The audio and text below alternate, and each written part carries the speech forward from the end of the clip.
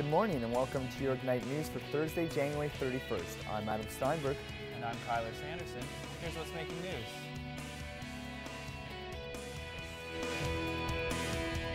Coming up today on Ignite News, the Arnie gets taken over by some furry friends. Mohawk unearths its time capsule. But I would have preferred that it stay closed and another box got added to it. Hamilton considers license fees for landlords. The landlord's going to have to recoup his costs. And Demo Camp 10 came to the Arnie. All this and more on Ignite News.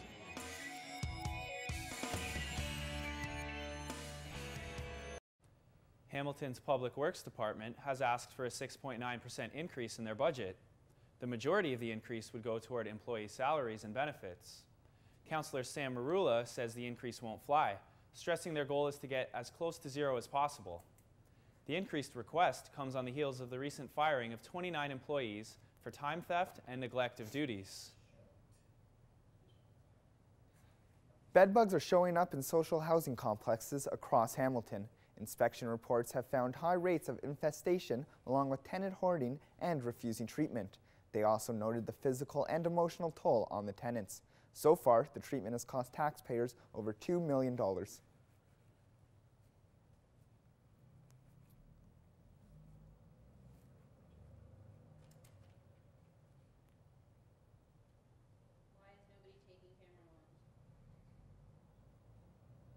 Hamilton landlords are battling a controversial city decision to license rental units in old homes and small buildings. After a long 4-hour meeting on Tuesday, the Planning Committee endorsed a recommendation to license buildings with 6 rental units. The City of Hamilton has been pursuing landlord licensing for years to combat poor maintenance and living conditions. A house fire that killed 5 in 2008 only motivated them further. This fire took place in Westdale, and I think it struck home that we had to do more than what we were doing because lives could be lost and were being lost. Councillor Terry Whitehead of Ward 8 says landlords are opposed to the additional costs of renting property. The reality is it's a business and they're running a business, so we need to ensure that they're running those businesses safely. Hamilton is a city that heavily relies on education, with thousands of out-of-town students paying rent every year. Landlords have always been able to make a profit off of their properties. However, some landlords fear that with enforced licensing fees and restrictions, profits may not be where they once were. The landlord's going to have to recoup his costs. I'm going to have to raise my tenants' rent. John Serino has been a landlord for 35 years and addressed his concerns at a special planning meeting. To the City of Hamilton, all it is an extra tax grab that they can grab every year to raise our rents up. That's the whole agenda here. There was a full house in the council chambers Tuesday afternoon. Several landlords, realtors, lawyers, and public representatives showed up to voice their thoughts on the proposed licensing model. The Hamilton and District Apartment Association is against licensing. They feel that it should be up to the students to find proper living accommodations, according to HDAA President Arun Pathak. And really the students have to figure out a solution for that. If they shouldn't be taking that sort of accommodation, and the students should be able to find better housing. I'm sure they're very capable and they can find the housing. However, McMaster University analyst Kenneth Moyle says proper accommodations are becoming difficult for students to come across. Right now, many student landlords simply don't. They just collect the rents after chopping the house to fit as many students as possible, and they don't really care what happens to the house. There are 3 major post-secondary institutions in Hamilton, and the city's decision will without a doubt have an effect on students' living conditions. For Ignite News, I'm Dimitri Pertikaris. The BlackBerry 10 was just released yesterday, but one Hamilton company had a sneak peek of the new smartphone. Weaver apps allow app developers early access to software to gain a head start on consumer demands. The company signed a confidentiality agreement to get the BlackBerry 10 smartphone 2 months ago. The company says they believe BlackBerry has captured something that will allow them to be competitive once again.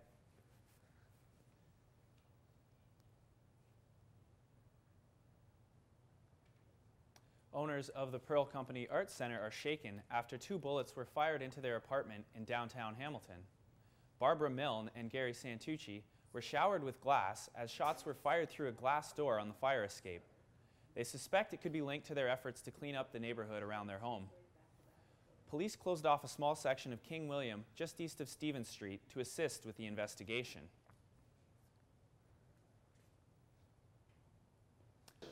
Mohawk College students got... No.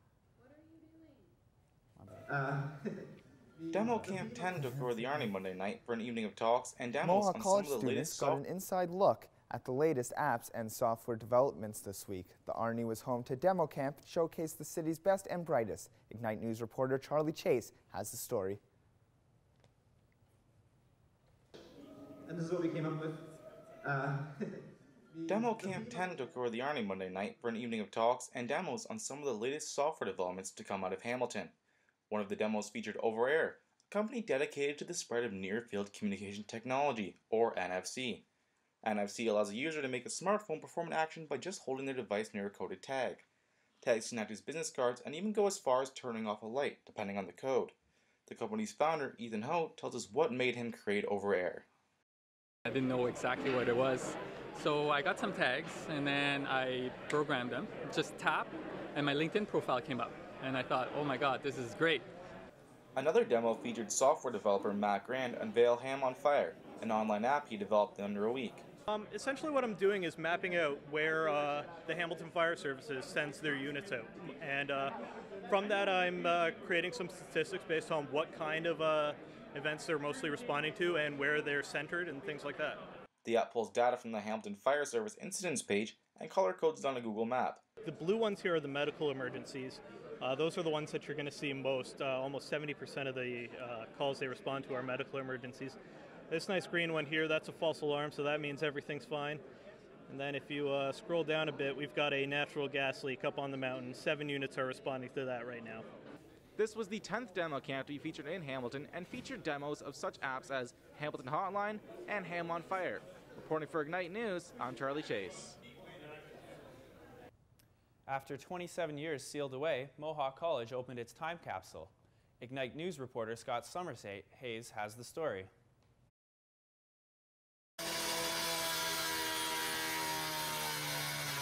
The capsule was removed from the outside wall due to the ongoing construction of Mohawk College's new recreation center. But the box itself, welded shut in 1986, was not supposed to be opened for another 23 years. Karen Simpson was the president of the Student Representatives Council, now the Mohawk Student Association, from 1985 to 1986, and was disappointed they opened the capsule 23 years early. More so when I went through my own photo album and saw that I had an invitation for 2036, but I wasn't going to miss watching it be opened. But I would have preferred that it stay closed and another box got added to it, in all honesty. Simpson and the current MSA president, Andy Hall, opened the box together for the first viewing.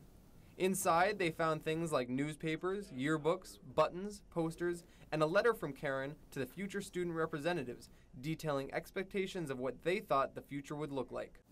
I imagine everyone is driving around in sky cars and living on vitamins that provide 100% of your nutrients. As well as what some of the students' concerns were in 1985. Overcrowding, computer space and access hours, large student loan debts upon graduation, and credit transfers into universities. Wow. Nothing has changed.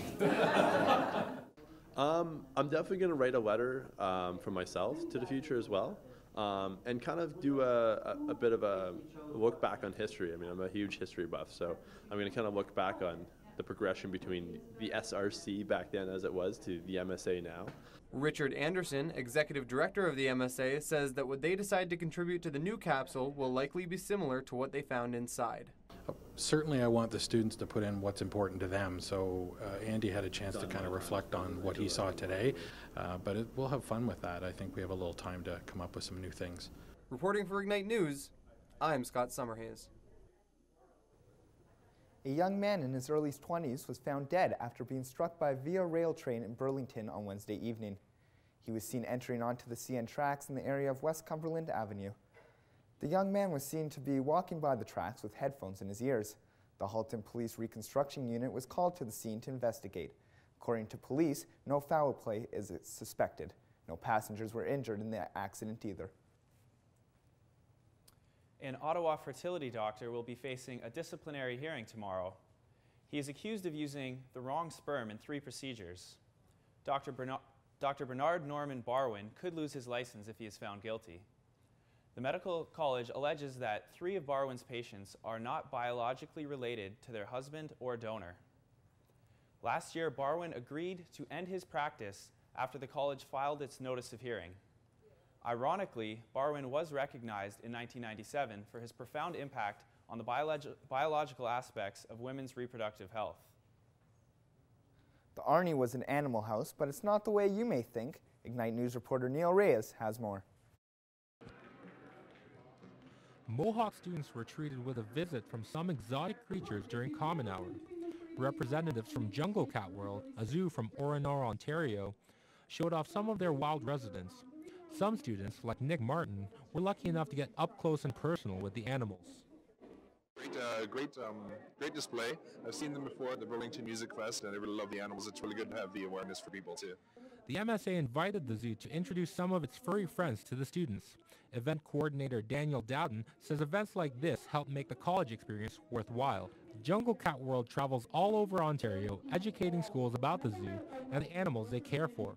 Zookeeper Sarah Law says their outreach program gives students a chance to see wild and sometimes endangered animals and enjoy the presence. There's many animals that are on that species of risk list, and not very many people really know about them. And then even further, you may know about them, but you don't actually find that passion, fall in love with them, and want to try to make a difference. The experience is not only fun for the students, but also beneficial for the animals as well. Zoo animals are usually enclosed in their shelters, but the outreach program keeps their lives interesting. One of the fun and best things about our animals that can go on outreach is this is something that they can do that's out of their ordinary. They get to come out, they get to meet new people, they get to do tricks, they get a lot of promotion when they come out. So this is kind of an enrichment for them, but we'll also, we strive to try to find ways we can do it to their own enclosures and their own homes. Enrichment, I think, would be one of the hardest, but also one of the most rewarding. For Ignite News, I'm Neil Reyes. Here's a look back at today's top stories. Hamilton's Public Works Department has asked for a 6.9% increase in budget. Bedbugs are showing up in social housing complexes across Hamilton. Owners of the Pearl Company Arts Center in downtown Hamilton were shaken after 2 bullets were fired in their apartment. A young man in his early 20s is dead after being struck by a Via Rail train in Burlington. And an Ottawa fertility doctor will be facing disciplinary actions after he is accused of using the wrong sperm in 3 separate procedures. Now let's take a look at what's coming up in sports, weather, and entertainment.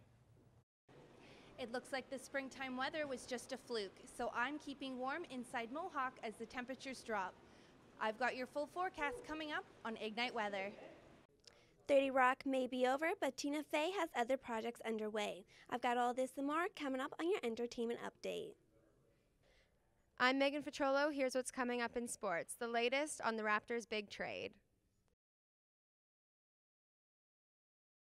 If you haven't been out yet, it's still freezing today, but it might be warming up into the next week. Let's check in with Catherine for your weather update.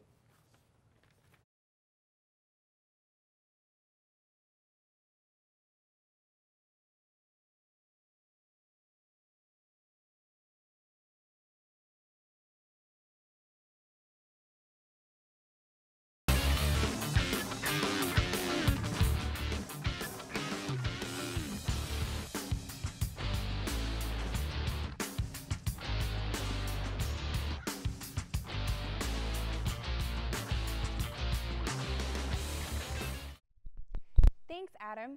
In Windsor, it is overcast with a high of -4. In London, it's overcast with also a high of -4. In Niagara Falls, they are expecting some flurries and are sitting at -2. Heading into the Golden Horseshoe, there are some light flurries and a high of -2. And at home in Hamilton, we are experiencing some flurries and we're at a high of -3. Taking a look at the next 24 hours, in Hamilton, in the evening, there will be some scattered flurries with a high of -6. Overnight, the flurries will continue and we will have a high of -8. And tomorrow morning, there will be more scattered flurries and we'll still be at a high of -8. Looking at the 5-day forecast, Tomorrow, February 1st, we will see some light snow with a high of -6 and a possible low of -9. On Saturday, we will have a few flurries with a high of -8 and a low of -11. On Sunday, we will see some more flurries with a high of -4 and a low of -11. On Monday, there will be some more flurries, a high of -5 and a low of -9. And finally, on Tuesday, the snow will continue and we will have a high of -2 and a low of -8. That's it for me with weather. Let's check in with Julianne to see what's happening in entertainment.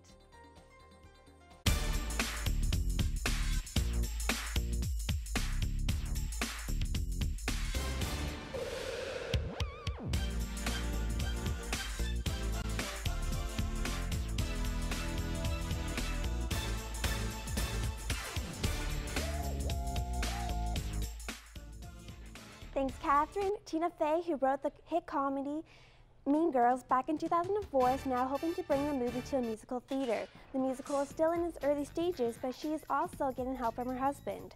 According to Tina Fey, Mariah Carey would be the perfect candidate as Regina's mother because of her feud with American Idol judge Nicki Minaj. After 7 seasons and 138 episodes, the hour-long series finale of 30 Rock is set to air tonight at 8. The show has won 14 of its 90 Emmy nominations and recently won comedy at the Screen Actors Guild. Research in Motion has named U.S. singer Alicia Keys as the global creative director for BlackBerry, and the Canadian smartphone company made the announcement after unveiling its latest smartphones on Wednesday. The 14-time Grammy Award winner joined the CEO on stage in New York Wednesday morning to discuss her new role as creative director. Now let's take a look at what's happening around Mohawk with your community calendar.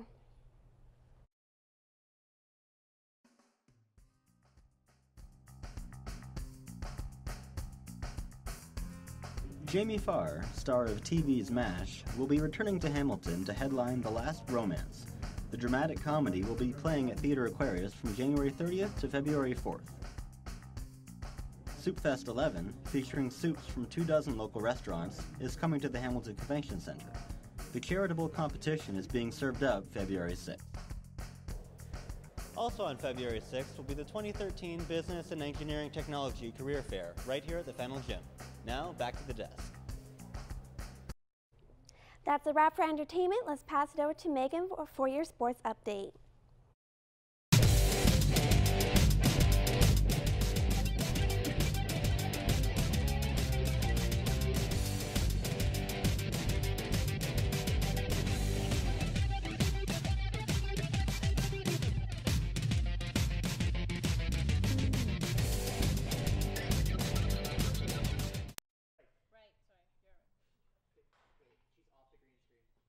Thanks, Julianne. The Toronto Raptors have traded longtime point guard Jose Calderon to the Memphis Grizzlies for forward Rudy Gay. Calderon was the longest-serving team member. He has played his entire NBA career in Toronto. The deal was confirmed last night while the Raptors took on the Hawks in Atlanta. Ed Davis was also traded to the Grizzlies for center Hamid Haddadi.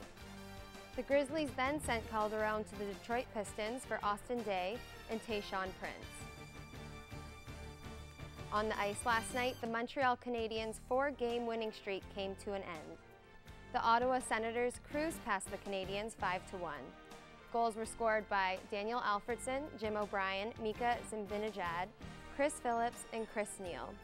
Goalie Craig Anderson made 31 saves in his 300th career game. Thomas Pilkanis scored Montreal's only goal. This Super Bowl Sunday is expecting record viewers. According to Retail Advertising and Marketing Association, more than 179 million people are expected to watch the Baltimore Ravens play the San Francisco 49ers in New Orleans Superdome. More than 39 million people will throw a party. That's it for sports. Let's pass it back to Adam and Kyler. With the Baltimore Ravens and the San Francisco 49ers set to play in the Super Bowl this Sunday, we took to the halls to see who the students were cheering for. From past football experience that I've watched, I believe the Ravens is going to win because I do believe that they have a better team. I think the Ravens are going to win. I have no idea. I don't really know. I don't really watch football, so. I like soccer. Okay, I think the Ravens are going to win the Super Bowl. Once I start saying my part, because right, they I'll stand beat the here best till I team in the NFL, which are the Patriots. And Ray Lewis, he deserves it because he's a very good player and he needs to win it. I think the Ravens are going to win. The Ravens, of course. I have to go for the Ravens because that's what my family's voting for. Yay, Ray Lewis! Ravens? Yeah. Because they are very good team.